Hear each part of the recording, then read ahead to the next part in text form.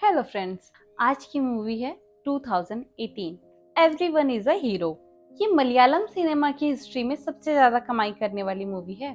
20 करोड़ का छोटा बजट और कमाई 150 करोड़ के पार। ये कहानी सच्ची घटना पर आधारित है। इस मूवी की IMDb रेटिंग है 8.9। मूवी की शुरुआत में सन 1924 में आए तूफान की पूरी जानकारी दी जाती है, जिसमें उस साल नॉर्मल से 64% ज्यादा बारिश होने के कारण एक भयानक तबाही हुई थी। और ऐसा ही तूफान एक बार फिर से आया 2018 में, जिसने सभी को हिलाकर रख दिया। और बस यहीं से मूवी की शुरुआत होती है। इस मूवी में बहुत सारे अलग अलग कैरेक्टर हैं, जिनसे हम एक एक करके मिलेंगे। मूवी में सबसे पहले हम अनूप को देखते हैं, जो एक एक्स आर्मी ऑफिसर है। दरअसल वो अपनी आर्मी की जॉब छोड़कर अपने गांव वापस आ गया था और अब दुबई जाकर जॉब करना चाहता है, जिसके लिए सिर्फ वो अपने वीजा का वेट कर रहा है। फिलहाल वो भासी नाम के एक अंधे आदमी की मदद करता है, जो एक दुकान चलाता है। अनूप भासी को आसपास हो रही सभी चीजों को एक एक करके बताता है, जिससे भासी उन चीजों को सुने और महसूस कर सके और बेटर फील कर सके। थोड़ी देर के बाद भासी के कहने पे अनूप व्हाट्सएप पर एक वॉइस मैसेज करता है, जो उसने अपने दोस्त रमेशन को किया था। रमेशन दरअसल अबू धाबी के एक IT कंपनी में जॉब करता है। यहाँ हमें पता चलता है कि रमेशन काफी समय से अपने घर नहीं जा पाया है, इसलिए उसकी पत्नी और उसके पत्नी के घर वाले रमेशन से काफी नाराज रहते हैं। वो अपनी वाइफ अनु से बात करने की कोशिश करता है, लेकिन अनु के पिता उससे फोन लेकर बोलते हैं कि तुम्हें अगर छुट्टी मिल जाए तो आकर अब सीधा यहाँ डिवोर्स पेपर पर साइन कर देना। अब अनु तुम्हारे साथ नहीं रहना चाहती है। इसके बाद हम मूवी के अगले कैरेक्टर से मिलते हैं, जिसका नाम है सेतुपति, जो एक ट्रक ड्राइवर है। और जब वो रास्ते में होता है तब उसकी माँ का फोन आता है। उसकी माँ कॉल करके उससे कुछ कहना चाहती है, लेकिन वो उसे उल्टा सीधा बोलकर फोन काट देता है। तभी आगे अपने गांव जाते हुए उसे रोड के किनारे एक कार दिखाई देती। दरअसल ये कार एक न्यूज टीम की होती है, जिसकी रिपोर्टर का नाम होता है नूरा। अब सेतुपति को उस गाड़ी का नंबर देखकर पता चल जाता है कि ये गाड़ी केरला की है, तो तुरंत ही उस गाड़ी के शीशों को तोड़ते हुए ट्रक को निकाल कर लेकर चला जाता है। यहाँ हमको पता चलता है कि वो एक तमिल है और केरला से बहुत ज्यादा नफरत करता है। खैर, अब नूरा अपनी कार को देखती है तो उसे बहुत ही गुस्सा आता है। फिर आगे फाइनली क्रॉसिंग पर सेतुपति को नूरा पकड़ ही लेती है और उसे उसकी गलती के लिए सुनाने लगती है, लेकिन सेतुपति उसकी एक नहीं सुनता और बहुत बदतमीजी से अपने इलाके की धमकी देकर वहाँ से निकल जाता है। फिर जब वे अपने घर पहुँचता है तो हम देखते हैं कि उसके घर में उसकी माँ और बेटी ही है। उसकी पत्नी इस दुनिया में नहीं रही, जिसके कारण उसकी बेटी की देखभाल उसकी माँ ही करती है। फिर आगे हम देखते हैं कि सेतुपति घर आते ही बिना किसी वजह से अपनी बेटी पर चिल्लाना शुरू कर देता है। वो कभी भी अपनी माँ और बेटी से तमीज से बात नहीं करता था। तभी दूसरी तरफ हम नूरा को देखते हैं, जो कि सेतुपति के गांव में ही एक रिपोर्ट कवर करने के लिए आती है। दरअसल ये गांव पानी की समस्या से जूझ रहा है, जहां थोड़े पानी के लिए गांव वालों को घंटों तक पैदल चलकर बहुत दूर से पानी लाना पड़ता है। इसी रिपोर्ट को कवर करने के लिए नूरा वहाँ आई थी। फिर आगे हम एक और कैरेक्टर को देखते हैं, जिसका नाम निक्सन था। निक्सन एक मछुआरे के परिवार से है, लेकिन उसे मछली पकड़ने का काम बिल्कुल भी पसंद नहीं है और वो एक मॉडल बनना चाहता है। साथ ही वो एक चांदी नाम के फेमस बिजनेसमैन की बेटी से प्यार भी करता है। तभी जो अगला सीन हमें दिखाया जाता है वो बहुत खौफनाक होता है, जहां निक्सन के पिता मथाचक और उसके बड़े भाई विस्टन बहुत ही बहादुरी से अपनी जान की परवाह न करते हुए भीषण बारिश में 3 लोगों को समुद्र में डूबने से बचाते हैं। इस मूवी का यह सीन आपको ये बताने के लिए काफी है कि मूवी आगे और कितनी खतरनाक हो सकती। मतलब इस मूवी की जितनी भी तारीफ करो उतना ही कम है। कहानी आगे बढ़ती है अगस्त 2018 में, जहाँ हमें नूरा फिर से एक बार न्यूज खबर रिपोर्ट करते हुए दिखाई देती है, जहाँ 26 साल बंद पड़े डैम को फिर से खोलने की तैयारी चल रही थी। दरअसल महीने भर से लगातार हो रही बारिश के कारण ये फैसला लिया गया था।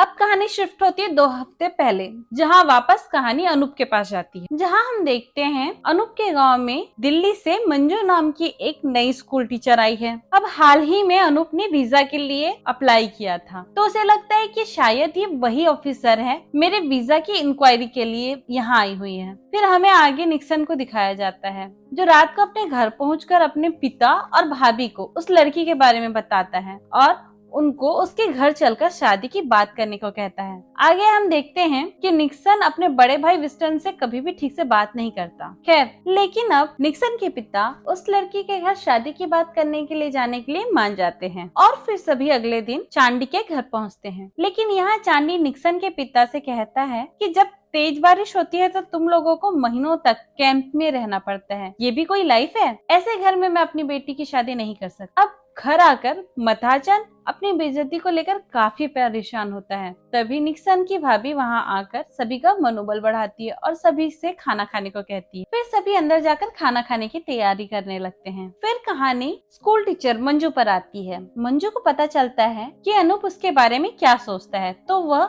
उसे बताती है कि वो कोई वेरिफिकेशन ऑफिसर नहीं बल्कि एक स्कूल टीचर है। तभी वो अनूप से उसके आर्मी की जॉब छोड़ने के बारे में पूछती है। अनूप कहता है कि फिल्मों को देखकर मुझे आर्मी में जाने का जुनून सवार था, लेकिन ज्वाइन करने के बाद पता चला कि सुबह जल्दी उठना पड़ता है, सुबह बहुत काम होते हैं। फिर भी मैं लगा रहा, लेकिन एक दिन बराबर वाले कैंप में 2 फौजियों को गोली मार दी गई, जिससे मैं डर गया और फिर वहाँ से भाग आया। अब कहानी शिफ्ट होती है सुबह 9 अगस्त 2018 के, जिस समय उस डैम के 2 गेटों को ओपन कर दिया जाता है। इसके बाद अब हर तरफ इसी बात की चर्चा होती है कि डैम का पानी छोड़ दिया गया है। हमें कोशिश करनी चाहिए कि हमारे घर तक ये पानी न पहुंचे।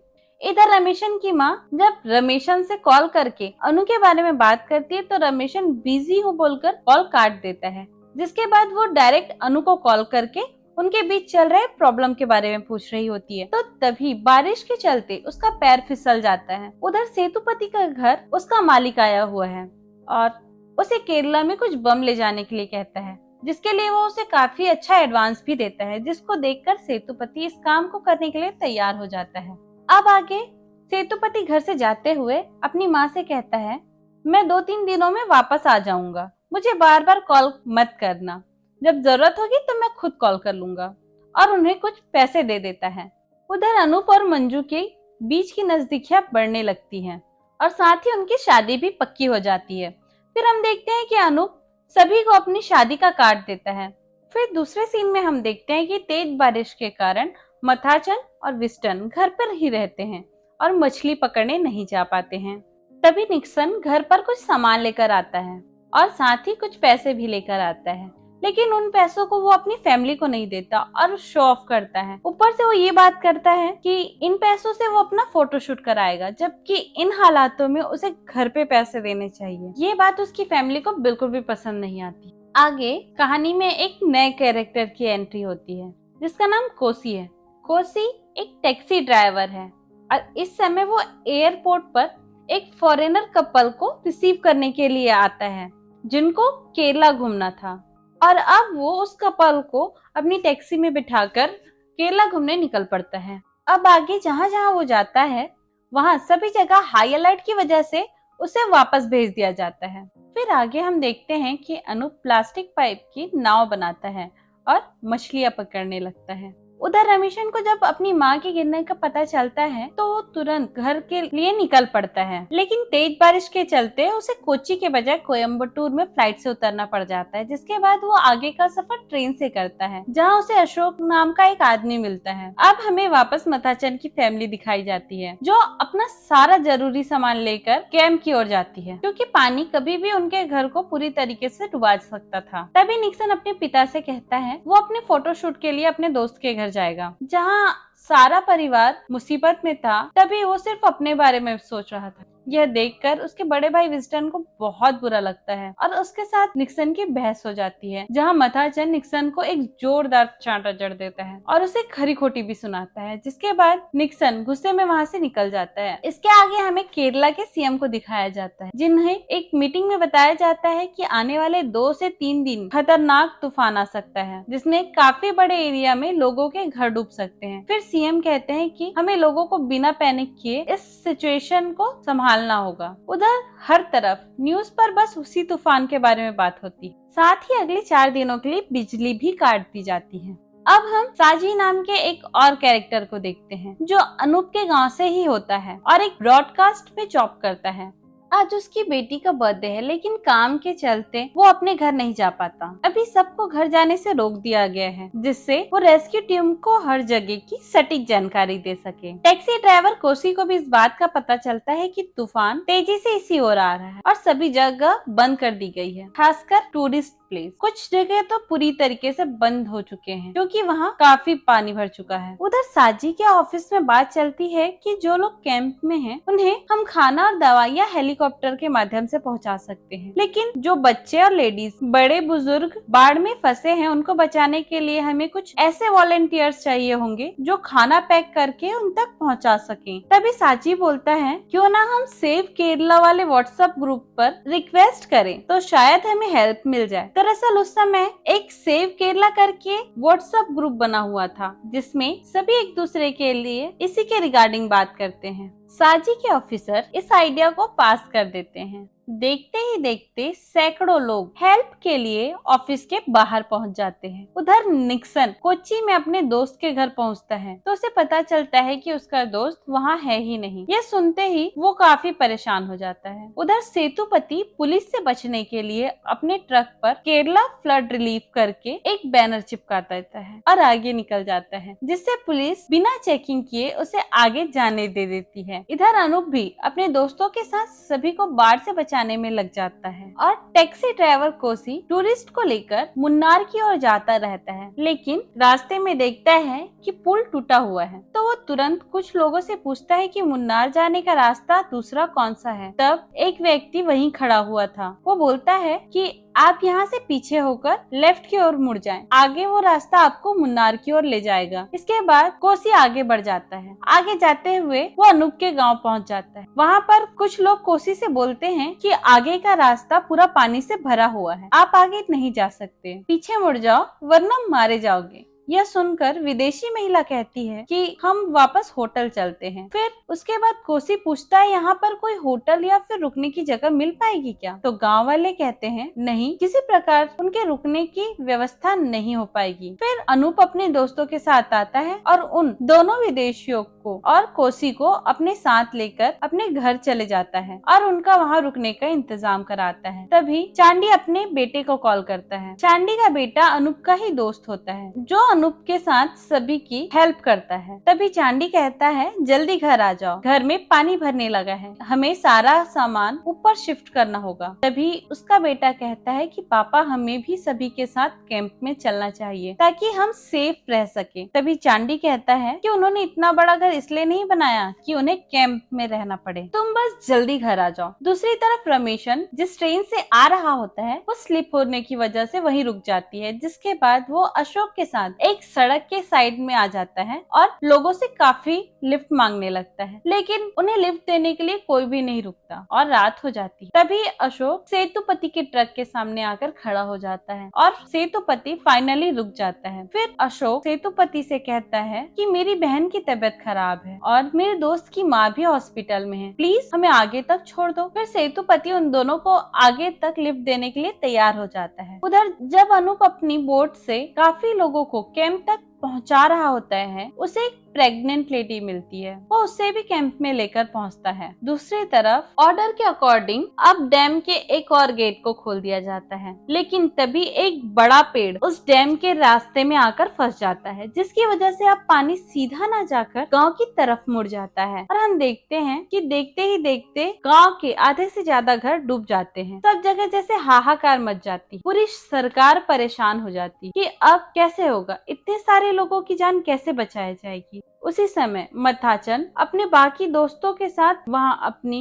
बोट की मदद लेकर पहुंच जाता है और सभी को ढूंढ ढूंढ कर कैंप तक पहुंचाने का फैसला करता है। ये खबर सभी न्यूज चैनल में आने लगती है, जिससे सभी को थोड़ा सुकून मिलता है। तभी वहां निक्सन भी आ जाता है और अपने गांव के लोगों की हेल्प करने लगता है। वहीं दूसरी तरफ जब मथाचन लोगों की हेल्प करके उनको कैंप तक पहुँचा रहा होता है, तब उसकी नजर चांडी पर पड़ती और चांडी जब अपने परिवार के साथ बोट में बैठ बैठकर कैंप की ओर जा रहा होता है तो वो मथाचन को देखता है और मथाचन के आगे हाथ जोड़ता है। मथाचन भी ऊपर वाले की ओर इशारा कर। इस सीन का मतलब ये है कि चांडी ने जिस बोट को और कैंप को भला बुरा कहा था, आज उसे अपनी और अपने परिवार की जान बचाने के लिए उसी बोट और कैंप की हेल्प लेनी पड़ रही है। कहानी आगे बढ़ती सेतुपति की ओर, जहां अशोक एक जगह पर आकर रुक जाता है। तभी रमेशन सेतुपति से फोन लेकर अनु को कॉल करता है। दरअसल अनु ने न्यूज में देखा था कि वो ट्रेन स्लिप हो गई है, जिससे रमेशन आ रहा था। तभी से अनु रमेशन को लगातार फोन लगा रही। फिर अब रमेशन की आवाज सुनकर अनु को शांति मिलती है और ऐसा देखकर रमेशन को भी अच्छा लगता है। तभी वो अपनी माँ से भी बात करता है, जहाँ उसकी माँ उससे रोते हुए पूछती है कि कहाँ हो मेरे बेटे। अब यह देखकर सेतुपति सोचता है कि मैंने कभी अपनी माँ से प्यार से बात नहीं की। फिर आगे जाकर दोनों रास्ते में एक होटल में रुकते हैं। तभी खाना खाते हुए वो न्यूज में देखते हैं कि केरल में हालात बद से बदतर हो चुके हैं। सभी लोग अलग अलग जगह फंसे हुए हैं और भूखे भी हैं। ये सब देखकर सेतुपति खाना छोड़कर वहाँ से चला जाता है और अपनी ट्रक से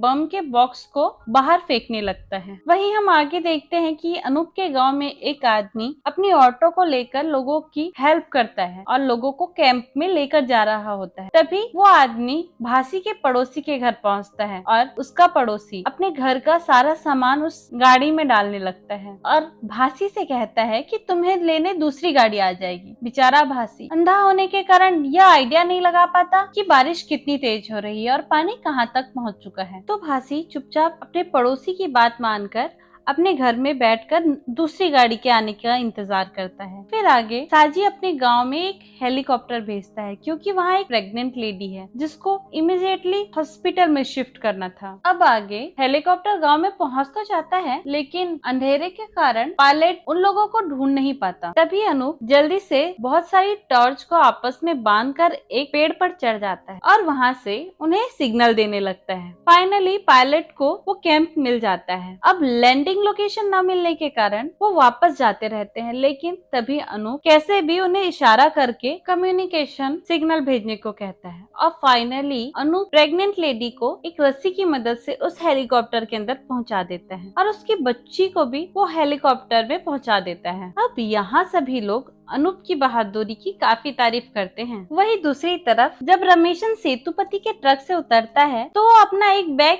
सेतुपति के ट्रक में ही छोड़ देता है। तब सेतुपति उससे आवाज लगाता है तो रमेशन उसे कहता है कि ये तुम्हारी बेटी के लिए है। और जब सेतुपति उस बैग को ओपन करता है तो उसे एक छोटी सी डॉल दिखाई देती है। अपनी पूरी लाइफ में सेतुपति ने अपनी बेटी के लिए कोई भी गिफ्ट नहीं लिया था। अब इसे देखकर वो तुरंत अपनी माँ को कॉल करता है और उससे प्यार से बात करता है। साथ ही वो अपनी बेटी से भी बात करता है, जो पहले बात करने से डरती है, लेकिन जब सेतुपति उससे पूछता है कि मैं तुम्हारे लिए क्या लाऊं, तो वो बहुत प्यार से कहती है आप बस सही सलामत घर वापस आ जाइए पापा, मुझे और कुछ नहीं चाहिए। अब यह सुनकर सेतुपति काफी इमोशनल हो जाता है और उसकी आंखें भर आती है। फिर कहानी वापस गाँव में आती, जहाँ हम वर्गीस नाम के एक आदमी को देखते हैं, जहाँ वर्गीस और उसकी पत्नी अपने बेटे का ख्याल रखते हैं। उनका बेटा मेंटली थोड़ा डिसेबल होता है। आगे वर्गीस का बेटा अपने पलंग से गिर जाता है और उसके पैर में प्लास्टर बंधी होती है, जिसके कारण वर्गीस और उसकी पत्नी काफी परेशान हो जाते हैं। इसी बीच हम देखते हैं कि वर्गीस के गेट के सामने